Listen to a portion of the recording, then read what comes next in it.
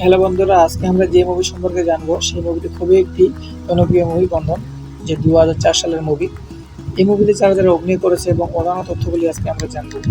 তাহলে বন্ধুরা চলুন বেশি না কথা বাড়িয়ে চলুন শুরু করি।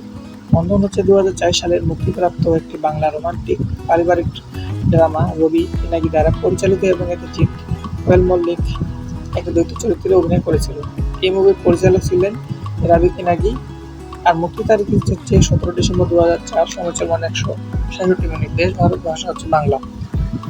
আর এই মুভিতে যারা যারা অভিনয় করেছে তারা হচ্ছে যে জিৎ, মানে রোহিতের বাবার, মানে রোহিতের চরিত্রে জিৎ। আর দৈত্য চরিত্রে যে মিনা, যে মিনা চরিত্রে কোয়েল মল্লিক। প্রথম নারায়ণ চৌধুরী মিনা ও রিনার বাবার চরিত্রে ভিক্টর ব্যানার্জি। প্রিয়দার চরিত্রে শান্তিনাথ মুখোপাধ্যায়। সোনালীর চরিত্রে লোকেন চ্যাটার্জি। প্রদীপ চৌধুরীর চরিত্রে রাজা চট্টোপাধ্যায়। বিশ্বজিৎ চক্রবর্তী। চন্দ্রিলা সেল রানীর মামাতো ভাই হিসেবে। আদিত্য নারায়ণ চৌধুরীর মিনা ও রিনার মায়ামার চরিত্রে সুমন্ত মুখার্জি। মিনা ও রিনার মায়ের চরিত্রে সুমা দে। শান্তনা বোস রনির চরিত্রে মাসার অংশ।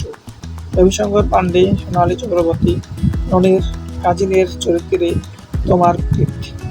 আর এই মুভিটি সম্পর্কে যে আর বেশি কিছু বলবো না, যে যেমন 2004 সালের মুভি একটি জনপ্রিয়তা পেয়েছিল এই মুভিটি।